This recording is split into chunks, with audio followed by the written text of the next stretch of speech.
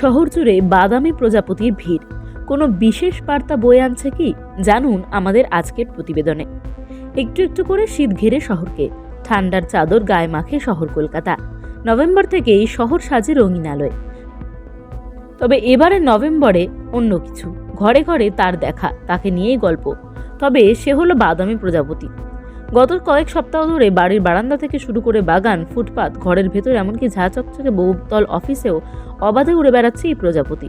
শুধু শহর কলকাতা নয়, আশেপাশের এলাকাতেও তাদের দেখা মিলছে। কিন্তু এর কারণ কি? বিশেষজ্ঞদের মতে এই মুহূর্তে যে বাদামি প্রজাপতিগুলি সবচেয়ে বেশি দেখা যাচ্ছে সেগুলির নাম কমন উইভিং ব্রাউন। এদের ওজন খুবই সামান্য, মাত্র কয়েক মিলিগ্রাম। এদের ডানা 2.5 থেকে 3 ইঞ্চি চওড়া।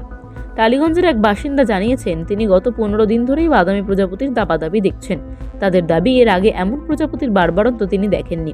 এই নিয়ে বিজ্ঞান লেখক যুধাজিৎ দাশগুপ্ত বলেন, 2টি মরশুমে আমাদের এখানে বেশি প্রজাপতি দেখা যায়, সেপ্টেম্বরের মাঝামাঝি সময় থেকে নভেম্বরের শেষ সময় পর্যন্ত, এবং ফেব্রুয়ারির মাঝামাঝি থেকে মে মাস পর্যন্ত।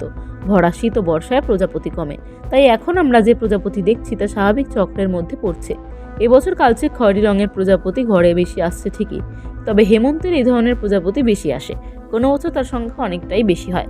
বিশেষজ্ঞরা জানাচ্ছেন এই নিয়ে উদ্বেগের কিছু নেই। বাদামি প্রজাপতিদের হঠাৎ আগমন একটি ঋতু পরিবর্তনের মতোই স্বাভাবিক ঘটনা। এটি কোনো প্রাকৃতিক বিপর্যয়ের সতর্কতা নয়। জুলজিক্যাল সার্ভে অফ ইন্ডিয়া এর ডিরেক্টর ধৃতি বন্দ্যোপাধ্যায় জানিয়েছেন, সাধারণত শীতের শুরুতে এদের সংখ্যা সবচেয়ে বেশি হয়। এই প্রজাপতি এরপরে ডিম পারবে, ডিম থেকে শুঁয়োপোকা বা লার্ভা হবে, এবং সেই লার্ভাগুলি পরের বর্ষা না আসা পর্যন্ত পিউপা হয়েই থাকবে। প্রাপ্তবয়স্ক একটি প্রজাপতির জীবনকাল খুবই কম, মাত্র 2 সপ্তাহের মতো। তাই হঠাৎ যেমন এদের দেখা মিলছে, তেমনই খুব দ্রুত এরা উধাও হয়ে যাবে।